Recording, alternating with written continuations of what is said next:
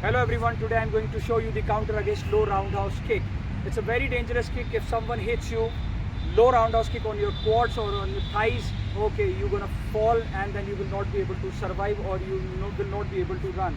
Okay, now in this I'm going to teach you the Kung Fu technique, the Shaolin Shan Shou technique. Okay, in this, when the kick comes, you go back and then sit in deep squat, Mabu. This is called Mabu stance. Okay, and then come back.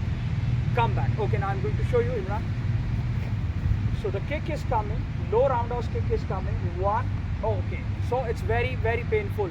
Now in this, can you come forward? Okay, now in this you need to go back and then clip the leg.